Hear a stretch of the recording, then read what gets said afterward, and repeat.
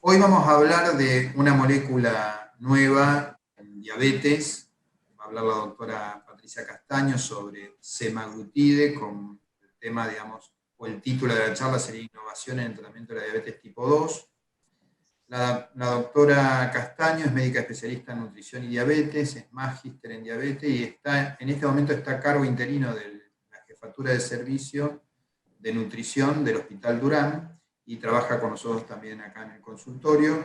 Tiene mucha experiencia en diabetes y en el manejo de este tipo de drogas nuevas, ha trabajado en mucha investigación en el tema de diabetes, así que nos va a poder dar su visión sobre esta nueva molécula y cuándo indicarla, cómo manejarla en los pacientes con diabetes tipo 2. Así que Patricia, gracias por tu esfuerzo y por tu tiempo y por estar con nosotros hoy. Y te damos lugar para que puedas empezar con la charla. Después, cuando la doctora termine, podemos ir haciendo las consultas vía chat, así se lo vamos transmitiendo y vamos hablando con ella a ver las dudas que existan después de la charla. Así que bueno, gracias a todos por participar. Dentro de 15 días volveremos a vernos nuevamente, después vamos a pasar la información. Y Patricia, te escuchamos. Bueno, muchas gracias. Buenos días, gracias Eduardo. Buenos días a todos. Y bueno, voy a tratar de hablar un poco y de compartirles sobre una nueva molécula, ya que el campo de la diabetes, y sobre todo la diabetes tipo 2, está teniendo muchísimos, pero muchísimos adelantos e innovación en su tratamiento. Vamos a hablar del semaglutide, que es una nueva innovación terapéutica en el tratamiento de la diabetes tipo 2. Bueno, el semaglutide saben que es un análogo del GLP-1, que ya tenemos varios análogos de GLP-1 actualmente y que los estamos usando muy bien, como el liraglutide y otros, pero tiene modificaciones que las vamos a ir viendo y vamos a ver qué beneficios nos trae esta modificación. Vamos a tocar 4 puntos. ¿Qué es lo que caracteriza a la molécula del semaglutide? Vamos a hablar mucho del programa SUSTAIN. No interesa tanto enfocarnos en cada uno de los estudios, sino fundamentalmente porque fue un programa de trials de una fase 3A muy importante, en el cual se pudo demostrar la seguridad y la eficacia del semaglutide, y sobre todo qué diferencia tiene con los análogos de GLP-1, que también tenemos, como el liraglutide, que es excelente, actualmente en el tratamiento. Vamos a hablar un poquito, algo muy importante, de los resultados cardiovasculares y microvasculares que tiene esta nueva droga, ya que hoy en día, ya les comento y lo vamos a ir viendo a través de toda nuestra charla, en la terapéutica del tratamiento de la diabetes tipo 2 nos estamos enfocando cada vez más en los factores de riesgo cardiovasculares. ¿Por qué? Porque no somos solamente glucemiólogos. Entonces no solamente estamos viendo el impacto de la glucemia y de la hemoglobina glicosilada, sino que fundamentalmente tenemos que ver las complicaciones. Y cuando están actualmente en el campo de la investigación, yo que hago investigación hace mucho tiempo, una de las cosas principales es ver qué efectos y qué beneficios cardiovasculares tiene antes de elegir una droga para el tratamiento de nuestros pacientes diabéticos tipo 2. Bueno, ¿qué es lo que caracteriza a esta molécula de semaglutide? Como todos saben, normalmente los GLP-1 fundamentalmente son agonistas del receptor del GLP-1, saben todos que las acciones fundamentales estimulan la secreción de insulina, disminuyen la secreción de glucagón, y fundamentalmente al tener un análogo del GLP-1, lo que hace es prolongar la vida media, porque el GLP-1 normalmente, nosotros cuando se libera frente al estímulo de la glucosa, por las células L del intestino delgado, enseguida es degradado por una enzima, que es la dipeptidilpeptidasa 4. Entonces, por eso están los inhibidores 4, pero estas drogas nuevas, que son por vía inyectable, como el semaglutide o el lira, lo que hacen es prolongar la vida media del GLP-1 y evitar que se degraden por la dipeptidilpeptidasa 4. Bueno, actualmente esto es para que sepan que tenemos actualmente análogos de GLP-1, está el exenatide, el licisenatide, que salió hace poquito, liraglutide, que es una molécula muy importante, que es la que tenemos también de Novo Nordisk, que es el Victoza, excelente, y a partir de esta molécula fue que vinieron las nuevas modificaciones que vamos a ver en el semaglutide. dulaglutide, que todavía no lo tenemos, y albiglutide. Pero nosotros en el día de hoy vamos a hablar un poquito de semaglutide. Bueno, primero lo que les quiero comentar es que el semaglutide tiene una homología de un 94% con el GLP-1 actual, que eso es muy importante. O sea, igualmente que el LIRA, pero tiene una homología fundamental del 94%, tiene propiedades muy bajas inmunogenéticas y es excelente. Pero hubo que tener, a partir del liraglutide, ¿cuál fue la diferencia? Porque normalmente, actualmente, estábamos usando para el tratamiento de la diabetes tipo 2, por ejemplo, el liraglutide. Tuvo que haber modificaciones en esa molécula. Hubo 3 modificaciones en la molécula y en la estructura. ¿Para qué? Para lograr la eficacia del semaglutide y para lograr prolongar la vida media. Porque el que tenemos actualmente, el liraglutide, se da una vez por día. El semaglutide se da una vez por semana. Entonces, con estas modificaciones se pudo lograr más eficacia, pero sobre todo se logró una satisfacción mayor para el paciente, porque para el paciente es mucho mejor aplicarse una droga que sea una vez por semana a una vez por día. Entonces, ¿qué se hicieron? Hubo características que se modificaron en la estructura y en la molécula, justamente de los análogos de GLP-1, a partir del liraglutide, para obtener la molécula de semaglutide. Y hubo 3 modificaciones. Como ahí nos dice, la homología del 94% con el GLP-1 humano tiene una vida media aproximadamente de una semana, y sepan que el tiempo o la capacidad máxima de acción la logra entre 24 a 36 horas. Y hubo 3 modificaciones. La primera, que fue en la cadena, se sustituyó en el aminoácido, en la posición 8, una alanina por un ácido alfa-amina ácido butírico.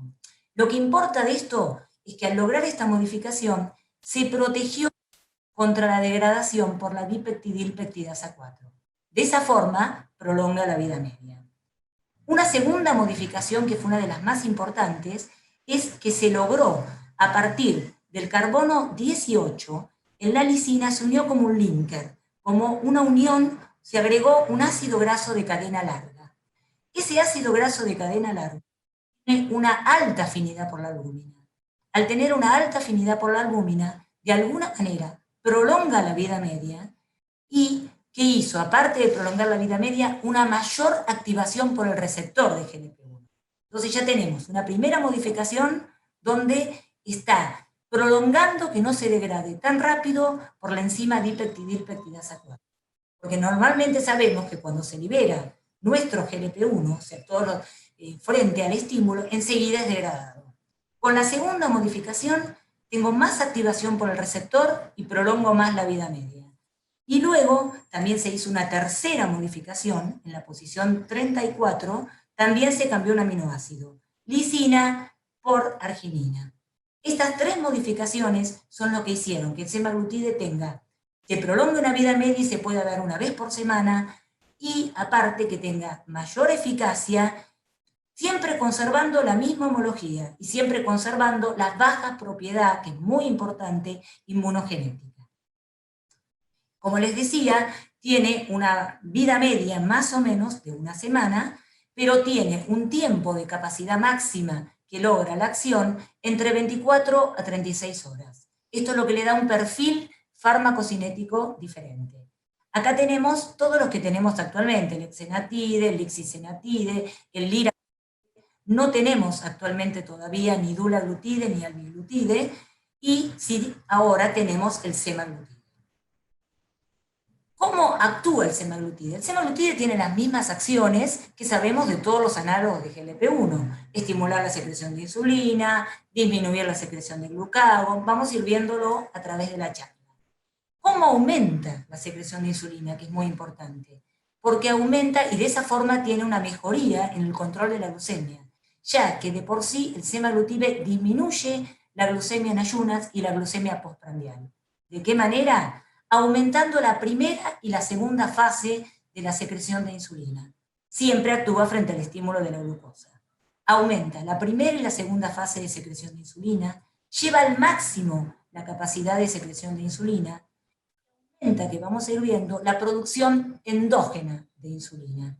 fundamentalmente aumenta la sensibilidad de la célula beta a la glucosa. Por eso es muy importante, que lo vamos a ir viendo, que fundamentalmente sus acciones, aparte de la secreción de insulina, actúa sobre la célula beta. ¿Cómo? Aumentando la sensibilidad y disminuyendo la insulinoresistencia. ¿Cómo? A través de los marcadores. Saben que de alguna forma tenemos, al disminuir la secreción de glucagón, también disminuye el semaglutide, la proinsulina y el índice insulina-proinsulina, que son los que de alguna forma favorecen la insulinoresistencia. Entonces, todo esto se ha medido a través de los estudios con el péptido C, con la insulina, y se ve que lo que hace fundamentalmente es aumentar la sensibilidad a través de marcadores de sensibilidad de insulina de la célula beta y disminuye la insulina resistencia. Acá lo vemos que es fundamental aumentar las dos fases de la insulina secreción. Otra de las acciones que hace, sabemos que reduce el peso. O sea, es importante, todo esto lo vamos a ver a través del programa de los estudios, que fundamentalmente el semaglutide y en el programa Sustain se vio, reduce el peso corporal. ¿A expensas de qué? De que disminuye la masa grasa. Acá lo estamos viendo con el peso, cómo lo fue disminuyendo. Y vamos a ver a través de los estudios Sustain que disminuyeron más de un 5% el peso corporal con el uso de semaglutide frente o a placebo o a las otras drogas que se utilizaron. ¿Por qué? ¿Qué es lo que hace? Primero, porque actúa también a nivel central disminuyendo la saciedad. Tiene más saciedad, disminuye el apetito, fundamental, disminuye la ingesta de energía. Y fundamentalmente una cosa que se ve, y yo lo veo en mis pacientes, que lo estoy usando e inclusive que estuve en la etapa de investigación del semaglutide, que lo que vemos es que los pacientes te comentan que tienen menor craving foods, para que me entiendan, o sea, menor antojos de comer algo fuera de los horarios de las comidas principales. Y sobre todo tienen saciedad, y disminuye mucho la ingesta, y la ingesta de alimentos con alta densidad energética, que es muy importante.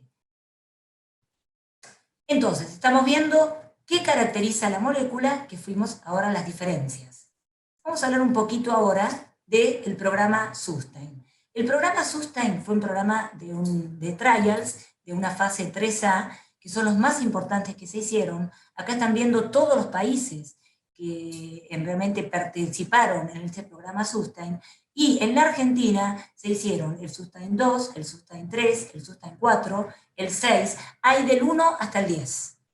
El 8 y el 9 también, el 9 no está acá, pero también se hizo en la Argentina, y los otros no. Pero ya están todos terminados el programa Sustain, que fue los más importantes para el lanzamiento del semaglutide por vía inyectable, ¿no?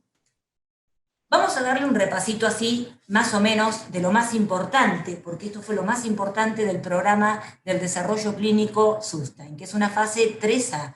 ¿Qué se trató con esto, con los estudios Sustain? Fundamentalmente comprobar eficacia y seguridad.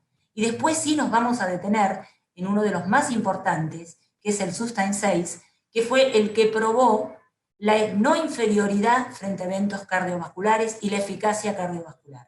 Hoy en día, una de las cosas más importantes, porque ya les comento y lo sabemos todos, que una de las causas más importantes, de las causas de muerte en el paciente diabético tipo 2 es por causa cardiovascular. Y es lo que les dije primero. Todas las drogas nuevas, por eso es una innovación en el tratamiento de la diabetes tipo 2, es teniendo en cuenta factores de riesgo, cardiovasculares, renales, se buscan drogas que tengan impacto, que tengan algún beneficio cardiovascular antes de poder utilizarlas en el tratamiento de nuestros pacientes. Bueno, les comento brevemente, el Sustain 1 fue, en total, más o menos en los programas Sustain, se incluyeron cerca de 8.000 pacientes, o sea, mucho, es un programa muy, muy importante de estudios. El Sustain 1 fue con pacientes naïf de tratamiento frente a placebo. La dosis del semaglutide son todas, desde 0,5 y se fue titulando a 1 miligramo. Después hablamos un poquito de las dosis. El Sustain 2 se comparó, o sea, se fue comparando con distintos tratamientos que se usan en la diabetes tipo 2. Y se fue comparando para ver en las distintas etapas de la diabetes tipo 2. El Sustain 2 fue versus sitagliptina, que es un inhibidor de DPP4, y en pacientes que tenían metformina, metformina sola o metformina con triazolidionas, en cualquiera de esos. El Sustain 3 se comparó versus un exenatidelar, que también es un análogo de GLP-1. Nosotros no tenemos el exenatidelar, que también se da una vez por semana.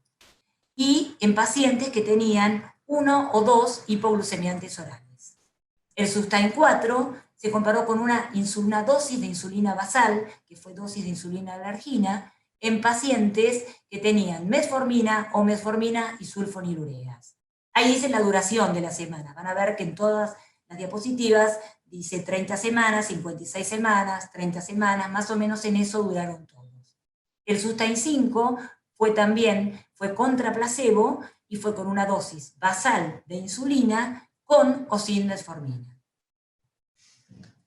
El Sustain 7 no se hizo acá en la Argentina, se comparó directamente con dulaglutide, que tampoco lo tenemos. El Sustain 8 sí se hizo en la Argentina, que fue que se comparó con un inhibidor de SGLT2 versus canaglifosina. Como ven, se ha tratado de comparar con todos los tratamientos actuales que tenemos para la diabetes tipo 2. ¿Cuáles fueron en general? ¿Qué criterios de inclusión y de exclusión se tomaron para estos programas Sustain?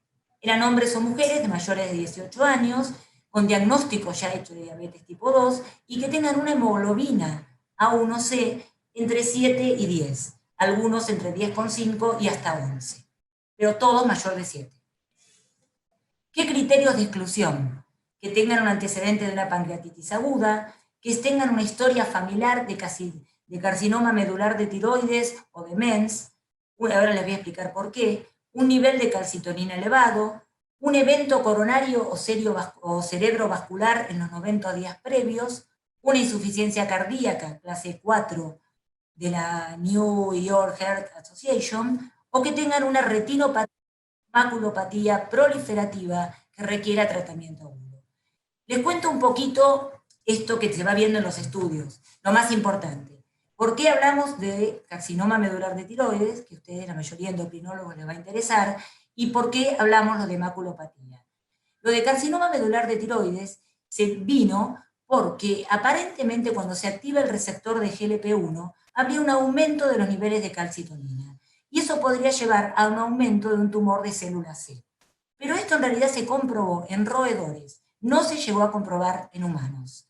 Igual, previo a todos estos estudios, a que entren los pacientes de estos estudios, se le hace un dosaje de calcitonina. Y si tiene una calcitonina elevada, no entraban en el estudio porque realmente podía ser que esto fuera o predispone a un carcinoma medular de tiroides. En ninguno de los estudios se vio un aumento del carcinoma medular de tiroides en los Sustain. Y les digo que actualmente, con todas las drogas, eso se los comento, análogos de GLP-1, que yo hago mucha investigación, siempre pedimos, antes de que entre al estudio, la calcitonina. Con respecto un poco a la retinopatía o maculopatía, vamos a hablar un poquito más cuando hablemos en el Sustain 6, porque se vio que en ese estudio, ahora lo vamos a ver, aumentaron un poco, hubo un agravamiento de la retinopatía.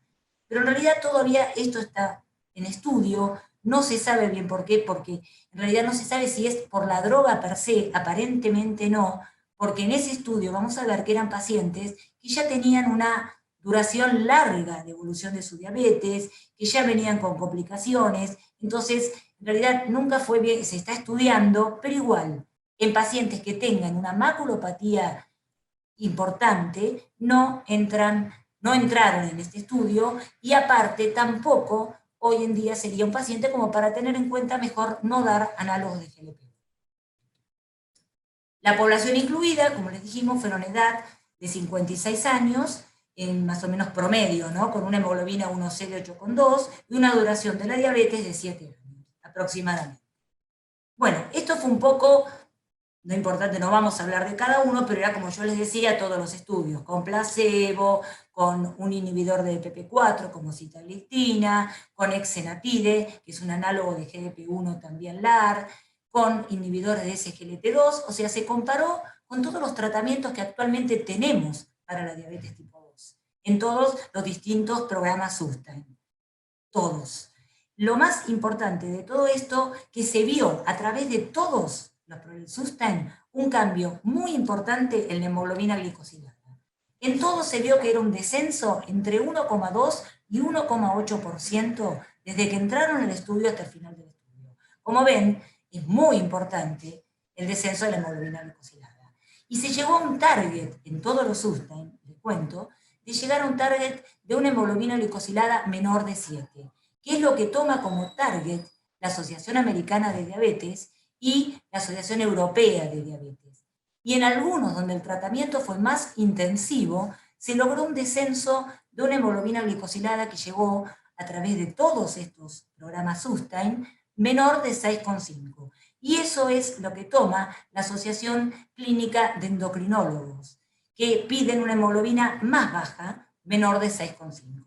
Se logró con todo esto a través del programa Sustain.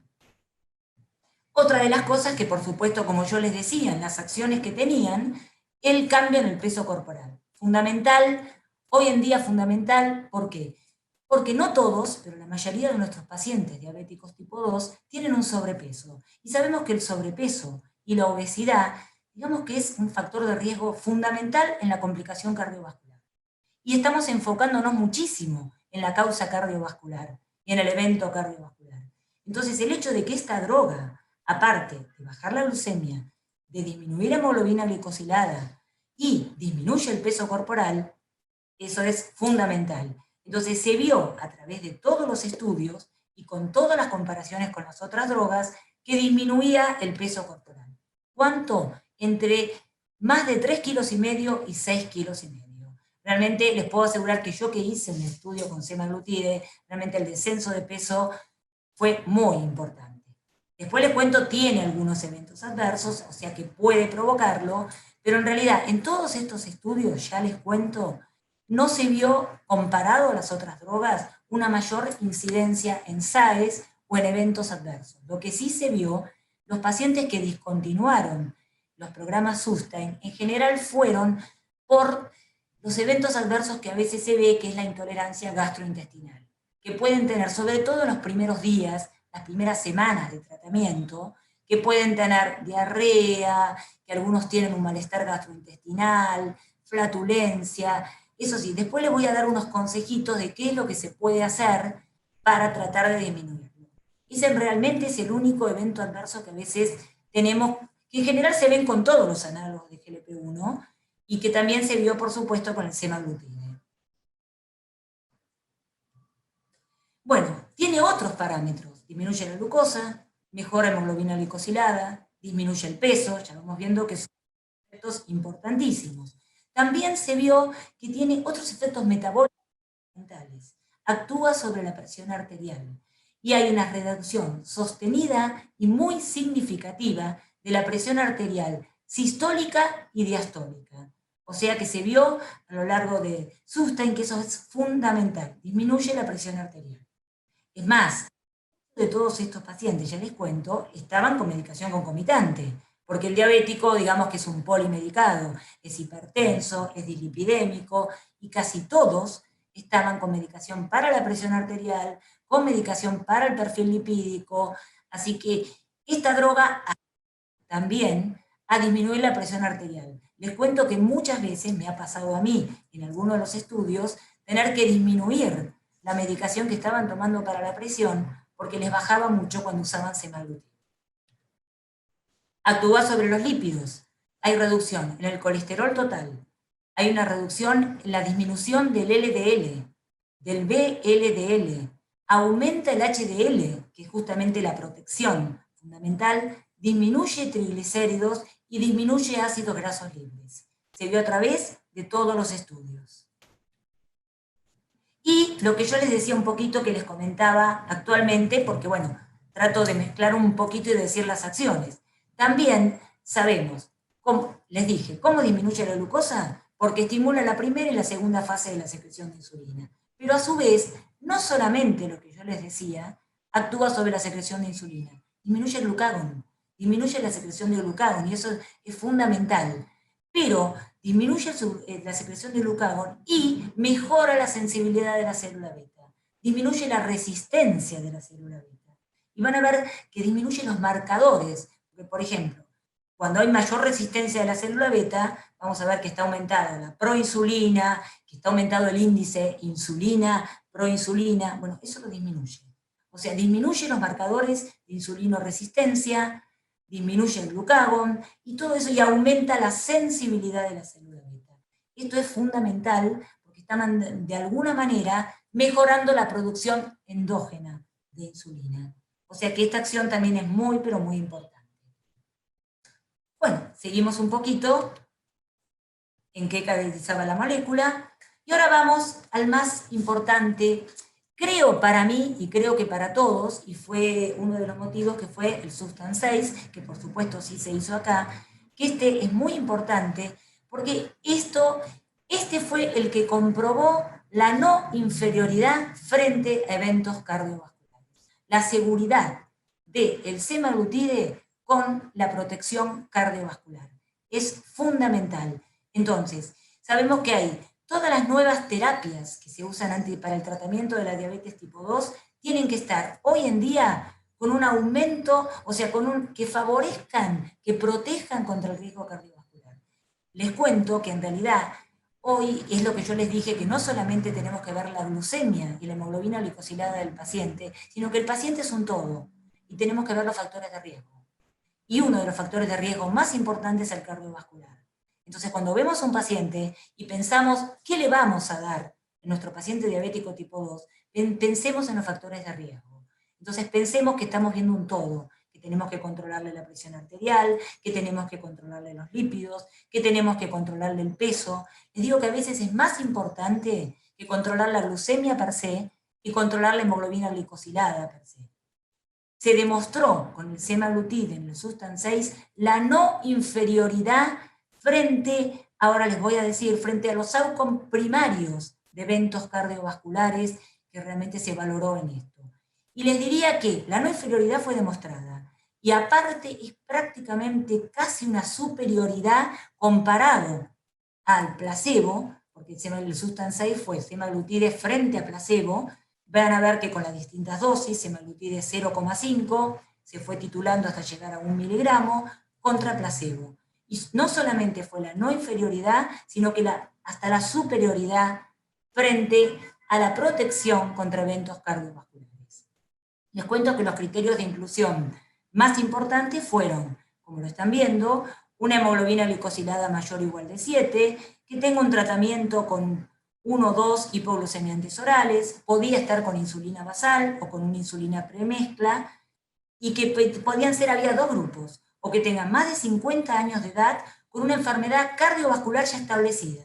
O sea, que tengan una enfermedad cardiovascular, un accidente cerebrovascular, una insuficiencia cardíaca crónica, que clase 2 o 3, no clase 4, o que tengan una enfermedad vascular periférica. O más de 60 años con que tengan, aunque sea uno de estos factores. ¿Qué fue lo que se valoró? Los outcomes primarios de este estudio fueron que se valoraron el tiempo a la primera ocurrencia de estos outcomes. ¿Cuáles fueron los outcomes primarios? Muerte por causa cardiovascular, infarto de miocardio no fatal, accidente cerebrovascular no fatal. Entonces, esos fueron los criterios de valoración primarios, los más importantes. Y los secundarios fue el tiempo a los otros componentes, que tenga una revascularización coronaria, que tenga una angina inestable, que tenga una hospitalización por insuficiencia cardíaca. Y se vio que el semaglutide, ahora vamos a verlo, redujo, bueno, esto acá le estoy mostrando la edad, el peso, se tuvo en cuenta todo, el peso, la duración de la diabetes, con qué hemoglobina glicosilada entraron, el sexo, la edad, o sea, se tuvo en cuenta, y con qué tratamiento estaban, por supuesto. O sea, que es distinto y se fue valorando con cada tratamiento que tenían los pacientes. Pero bueno, fue un estudio muy largo que se dedicaría solamente a una charla del Substance 6, pero más o menos les quiero dar las cosas más importantes.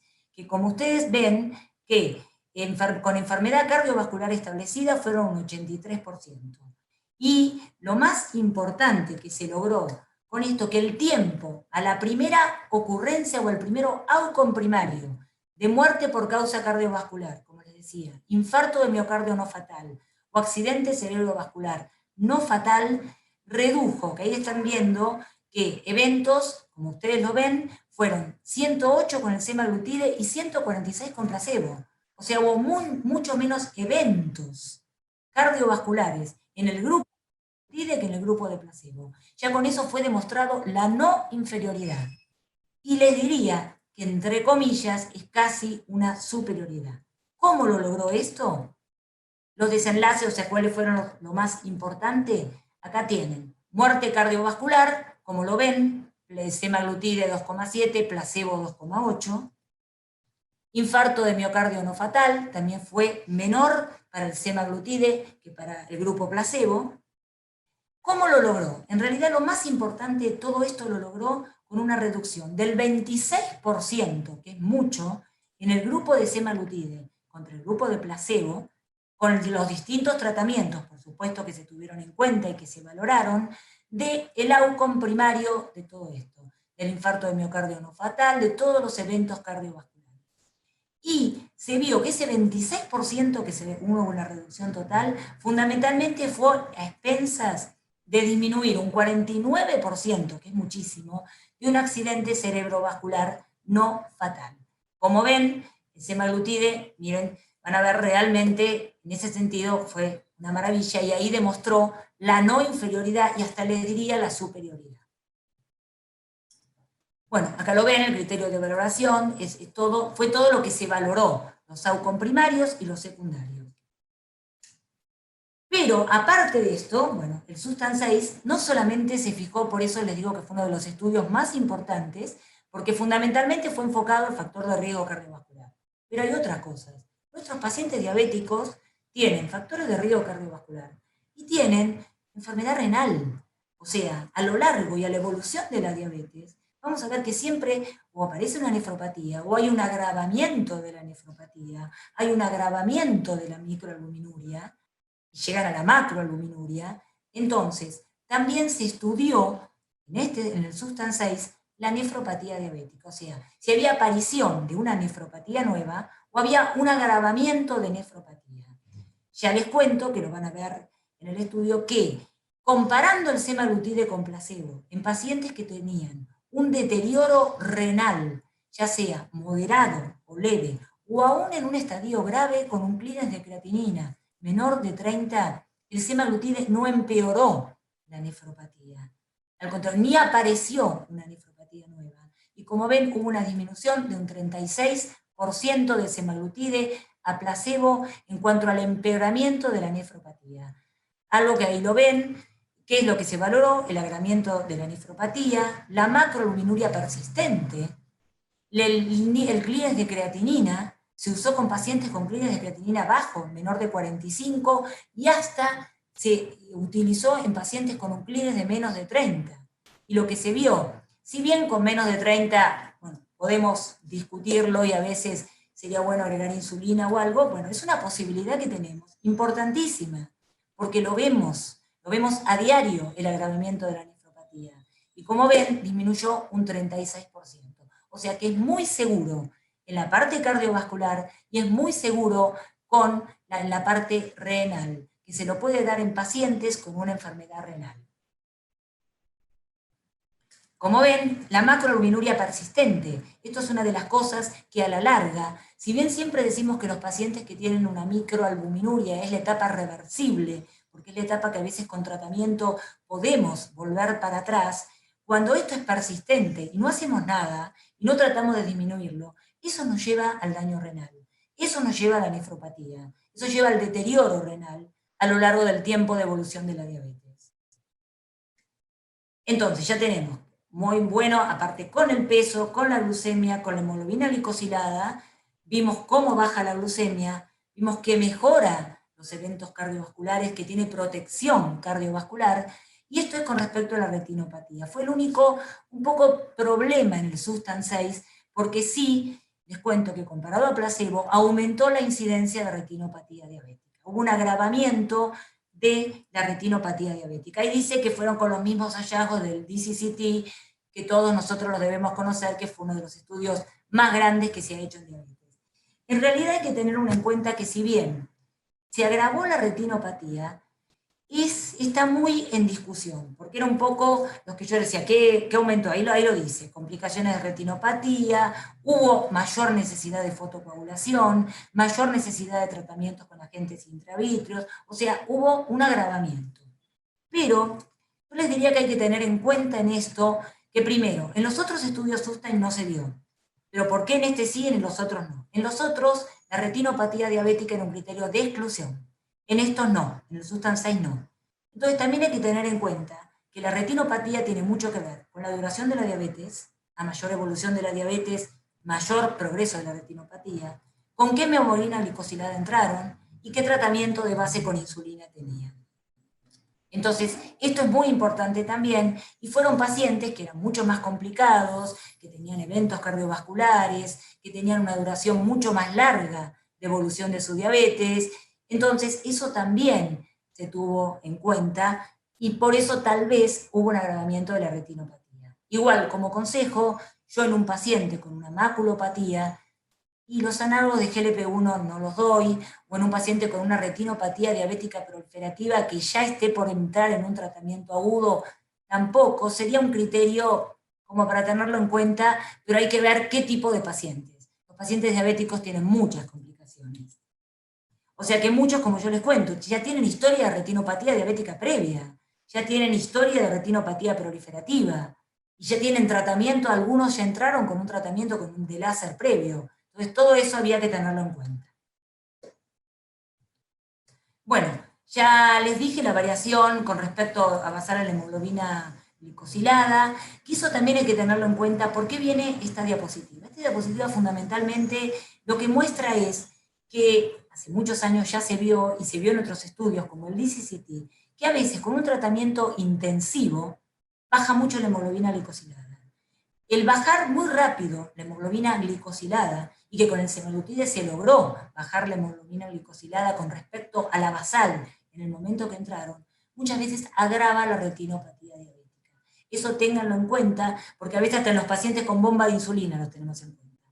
Que la variación precoz que hubo desde el momento basal hasta las semanas, por ejemplo, 16 del tratamiento con semaglutide, bajó mucho la hemoglobina glicosilada. Y eso puede agravar, también fue una de las causas que había que tener en cuenta, porque puede agravar la retinopatía diabética. O sea que a veces, inclusive no hay que bajarla tan para el agravamiento, para la retinopatía, si bien los oftalmólogos siempre piden para hacer los estudios una hemoglobina glicosilada que esté baja, a veces no hay que bajarla tan rápidamente, porque puede agravar la retinopatía. Bueno, es lo que yo les estaba comentando, la intensificación muchas veces de la terapia insulínica, con una mejora abrupta en el control glucémico, está muchas veces asociada al empeoramiento temporal de la retinopatía. Esto se comprobó en el DCCT y se ve actualmente también en los tratamientos que tenemos. Acá lo estamos viendo, con que fue que hubo un agravamiento de la retinopatía. Bueno, ¿cuáles fueron los desenlaces a largo plazo del Sustains 6? Lo más importante, hubo un desenlace primario, lo que yo decía, de los outcomes primarios de muerte cardiovascular, infarto de miocardio no fatal, una reducción del 26% frente al placebo. Bueno, esto no es importante, el número que se necesita para tratar 45, eso no fue tan importante, pero esto es muy importante, redujo a través de todo el estudio de manera significativa la hemoglobina glicosilada y el peso corporal versus placebo. Disminuyó un 30% el riesgo de agravamiento de nefropatía o de aparecer una nefropatía nueva frente al placebo. O sea, realmente son efectos sumados a todos los demás que ya comentamos, son realmente un resultado muy, pero muy bueno que tuvo el Sustains 6. Esto les cuento, un poco lo deben haber visto, como para ver, un poquito les doy un consejo, cuál es el nuevo consenso de la Asociación Americana de Diabetes, de la Asociación Europea de Diabetes del 2019. Ya en el 2020 fue otro mundo. Bueno, los fármacos en diabetes tipo 2. Sabemos que la primera terapia de línea es la metformina, como siempre, y un cambio de hábito de vida. Pero después es lo que yo les decía. La segunda línea que tenemos que tener en cuenta, y que lo tenemos en cuenta todos los que tratamos diabetes y tratamos a diario y vemos pacientes, es esto. Indicadores de alto riesgo de enfermedad aterosclerótica. Todo esto que les mostré, de la prevención cardiovascular, de la prevención renal. ¿A qué ayuda? A menor progresión de la aterosclerosis, una de las cosas que más vemos en el diabético tipo 2. Entonces, ¿qué nos tenemos que fijar cuando elegimos un fármaco después de dar metformina? En esto, en la enfermedad renal, en el factor de riesgo cardiovascular y en aterosclerosis, independientemente muchas veces de la hemoglobina glicosilada. O sea, la primera línea es metformina, pero la segunda línea que tiene que ser es esto. O sea, tener en cuenta la enfermedad aterosclerótica. Entonces, hay dos formas. Si hay un predominio de enfermedad aterosclerótica, lo digo así rápidamente, con una enfermedad cardiovascular establecida, que sean pacientes con alto riesgo cardiovascular, después de la metformina de preferencia, puede ser un análogo de GLP-1 que tenga un beneficio cardiovascular comprobado, como lo tiene el liraglutide, como lo tiene la mayoría de las drogas que tenemos y como lo tiene ahora el semaglutide. O un análogo de un inhibidor de SGLT2, que son excelentes, que tengan también un beneficio cardiovascular comprobado si el filtrado glomerular lo permite. Si con todo esto la hemoglobina 1C sigue siendo superior a la meta que buscamos, hay que intensificar el tratamiento. Se puede intensificar con todo. Si tiene un análogo de GLP-1, se puede agregar un inhibidor de SGLT2, se puede agregar un inhibidor de DP4 siempre y cuando no esté con un análogo de GLP-1, se puede agregar una dosis de insulina basal, se puede agregar tiazolidinidionas, o sea, todo. Se puede combinar con todo. Si hay un predominio de insuficiencia cardíaca o enfermedad renal crónica, tenemos que ver, por ejemplo, insuficiencia cardíaca porque tengo una fracción de eyección menor de 45, o que tengo una enfermedad renal establecida con un filtrado glomerular de 30 a 60. De preferencia son los inhibidores de SGLT2, que tienen una gran evidencia de reducción de la insuficiencia cardíaca y de la progresión de la enfermedad renal. Y como todo, ¿sí? La hemoglobina igual, si no, al SGLT2 se le puede añadir, pongamos que no esté bien tolerado, se puede añadir un análogo de GLP-1. Y si con todo esto la hemoglobina glicosilada es superior a la meta, lo mismo es como les dije antes, se puede asociar todo. O sea, inhibidores de PP4, insulina, sulfonilureas. Las sulfonilureas mucho no las usamos porque agotan la respuesta de la célula. Entonces, como ven, esto es independiente de la hemoglobina glicosilada. O sea, no es que no la tenemos en cuenta, sí la tenemos en cuenta. Pero les puedo asegurar que hoy en día en el tratamiento de la diabetes tipo 2 tenemos mucho más en cuenta los factores de riesgo, la aterosclerosis, la enfermedad cardiovascular, la enfermedad renal, a veces que la hemoglobina glicosilada. Por eso, el predominio de la enfermedad fundamental, de preferencia análogos de GLP-1, pero que tengan un beneficio cardiovascular comprobado. Bueno, ahora vamos a aspectos prácticos. Normalmente el semaglutide, que ya lo tenemos a la venta, se llama Ozempic, del laboratorio Novo Nordisk, normalmente se comienza con una titulación lenta. Ahora vamos a ver, tengo una foto de las lapiceras, y se comienza con 0,25 miligramos una vez por semana durante 4 semanas, para probar tolerancia. Después de las 4 semanas se aumenta a 0,5 miligramos. Es muy fácil el uso de las lapiceras, que sería la dosis de mantenimiento. Como último, si no nos da resultado con 0,5, estamos 4 semanas más con 0,5 y se puede llegar a 1 miligramo, siempre una vez por semana. Dosificación semanal y la titulación siempre es mensual. Así vienen las lapiceras. En Argentina las 2 lapiceras están disponibles, que tenemos lapiceras para las dosis, de 0,25 y 0,5. Empezamos, les vuelvo a repetir, 0,25 una vez por semana durante 4 semanas y luego aumentamos a 0,5. Y también hay lapiceras que llegan a 1 miligramo. ¿Cuál es la práctica en el uso de semaglutide? Que se da una vez por semana, a cualquier hora del día, que es independiente de las comidas, por vía subcutánea, como se da la insulina, en abdomen, muslo, brazo, y que el día de administración puede cambiar si hay hasta más de 72 horas. O sea, si se olvidó un día, se puede dar al otro día la dosis, no hay problema. Ya, Si hay más de 72 horas, o sea que entre 72 horas puede pasar, si ya hay más de 72 horas hay que programar una nueva administración. Esa se perdió y se da otro día para mantener el esquema. Dosis perdida, por eso les decía, administrar la dosis perdida lo antes posible. O sea, sí, pasaron más de 72 horas y no se la dio, puede ser dentro de los 5 días. Si ya pasan 5 días, saltear esa dosis y seguir con el esquema y dar la otra. No pasa nada. Pero no pasa nada si un día se le olvidó, si se lo tiene que dar un martes, al martes siguiente, y el martes siguiente se olvidó, se lo puede dar el miércoles, el jueves o el viernes. ¿Sí? Terapia combinada, como les dije, se puede adicionar a todo. A metformina, que es excelente, tiazolidinidionas, a sulfonilureas, a insulina, con todo. Y por supuesto, requiere el automonitoreo glucémico, como lo sabemos, para ajustar la dosis, eso como todo. Ahora, no requiere ajuste de dosis en adultos mayores, ni en pacientes con falla renal leve, moderada y severa, ni en pacientes con falla hepática. No empeora el deterioro hepático para nada.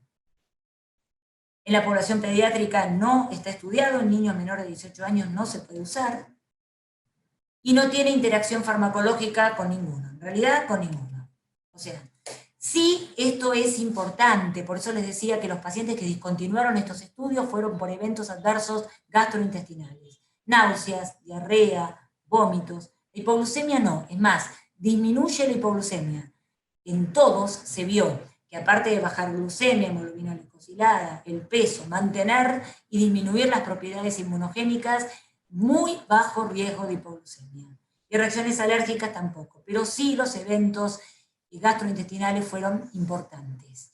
No se vio aumento de pancreatitis, no se vio aumento de cáncer de páncreas, no se vio aumento de carcinoma medular de tiroides, y sí baja la inmunogenicidad. Bueno, estos son todos los pacientes que si se ven todos tuvieron algún efecto gastrointestinal, que en general les cuento que en 3, 4 días van. Por supuesto que si los efectos gastrointestinales no se toleran, habría que suspenderlo, pero en general va disminuyendo con el tiempo. Después le voy a dar unos consejitos que se puede hacer para disminuir ese efecto gastrointestinal. ¿Qué es? Evaluar qué son los consejos útiles para poder asociarlos. En general con todos los análogos de GLP-1. ¿Cuál es la calidad y la cantidad de alimentos? Que no coma si no tiene hambre, no saltar el desayuno, reducir alimentos con alto contenido en grasa, que beba abundante líquido, y que distinga si es saciedad o es plenitud postprandial, de otros como puede ser náuseas, etc. Y que muchas veces, si se siente satisfecho y comió la mitad del plato, que no siga comiendo, que pare. Y una de las cosas muy importantes es la titulación más lenta. Si tengo que volver para atrás en la titulación, vuelvo para atrás. O sea, no es que tiene que ser, bueno, empiezo 0,25 una vez por semana, 4 semanas y paso a 0,5. Si tengo que bajar porque no lo toleró, voy a seguir con 0,25. Hasta que tenga mejor tolerancia y pueda aumentar a 0,5. ¿Sí? O sea que eso es muy importante. La titulación es lenta. Nadie nos corre. O sea, podemos ir lentamente aumentando la dosis del semaglutide. La educación es fundamental, fundamental, y por eso les cuento que así como es fundamental, esta droga realmente es, antes de decirles, bueno, muchas gracias, les cuento que fundamentalmente en la diabetes tipo 2 hay tenemos un campo terapéutico muy grande, y lo más importante es elegir la droga adecuada para el paciente adecuado. Yo siempre digo lo mismo, se elige para cada paciente, no es un librito, de acuerdo al paciente, de acuerdo a los factores de riesgo, de acuerdo a un montón de, vamos a elegir cuál es la droga adecuada. Pero tengan en cuenta que hoy tenemos muchas drogas en el campo del tratamiento, que esta es una nueva droga que realmente está dando muy buenos resultados, y que sobre todo tengamos en cuenta que el paciente es un todo, que no es solamente la glucemia, que hay muchos factores de riesgo. Bueno, cualquier pregunta que quieran, muchas gracias por escucharme y fue un placer. Bueno, gracias Patricia, muy buena la charla. Hay algunos comentarios, la mayoría, digamos, por supuesto agradeciendo tu exposición. La doctora Viviana Parra dice que, bueno, que dulaglutide hay desde hace tiempo, que es, bueno, el Trulicity, sí, como comentario cuando vos estabas hablando del tema. La doctora Poudes desde Rosario manda saludos y estaba escuchando. Ay, sí, excelente. Entre paciente y paciente, y la mayoría agradece, quería ver si hay alguna pregunta puntual para poder hacerle a Patricia. Por ahora, digamos, no veo ninguna pregunta. La indicación acá dice Alexis Mejías, pregunta, ¿hay algún estudio específicamente en insuficiencia cardíaca, Patricia, que vos sepas? Con el semaglutide específicamente en insuficiencia cardíaca, no. El único que se hizo hasta ahora es el Sustan 6, está programado a hacer estudios de insuficiencia cardíaca, sí hay con otras drogas, como los SGLT2, pero no con el semaglutide especialmente en insuficiencia cardíaca. Todavía no. Perfecto, bien. Y bueno, vos habías hecho la aclaración en el tema de la calcitonina en cuanto a este tipo de drogas, evitarlo, digamos, en los pacientes que tienen calcitonina altas, pero en realidad no hay ningún estudio donde se haya visto realmente que tenga una incidencia con respecto al cáncer medular. Así que desde ese punto de vista nos quedamos tranquilos, si bien siempre pedimos calcitonina, como decís vos, cada vez que vamos a indicar esto, pero nos quedamos tranquilos. El doctor Bradichansky manda saludos, excelente presentación de la doctora Castaño.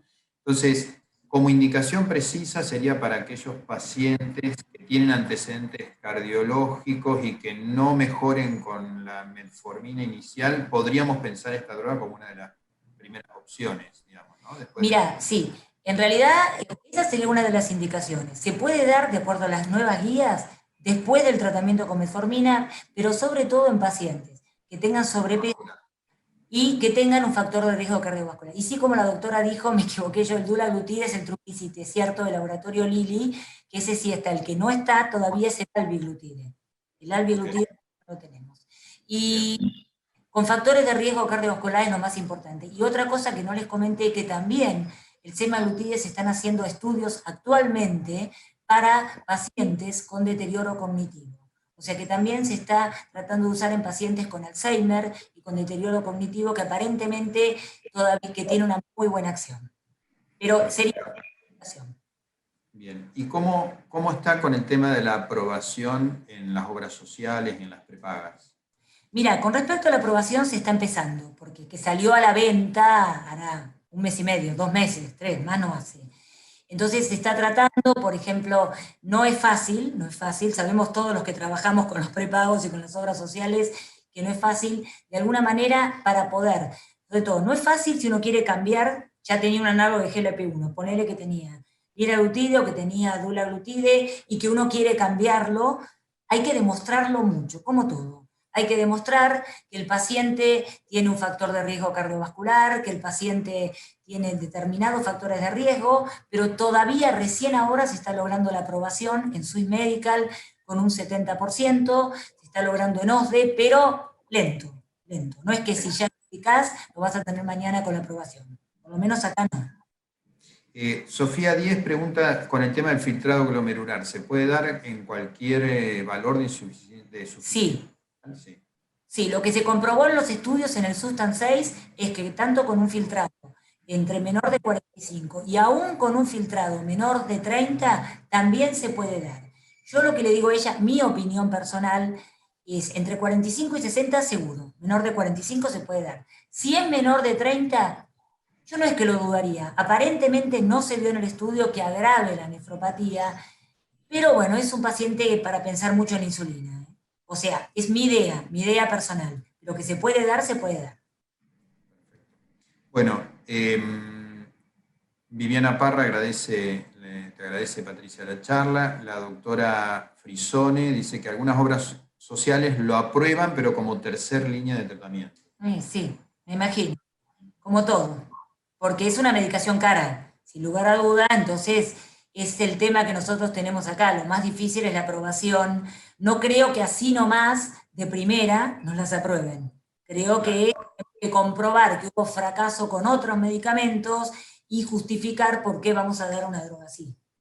Perfecto, bien. A ver si hay alguna otra consulta. Bueno, Patricia, la verdad que muchas gracias. Esto vamos a ver. Alexis dice, ¿existe la chance que se desarrolle para la administración por vía oral? Sí, justamente yo hice el estudio que todavía no salió. Los Sustain fue el semaglutide por vía inyectable, o sea, por vía subcutánea. Y está el otro grupo de estudios que fue el Pioneer, que yo intervine en uno de ellos, donde es el semaglutide por vía oral. Acá todavía no está aprobado, sí está afuera, y la próxima va a ser semaglutide por vía oral. Sí. Buenísimo.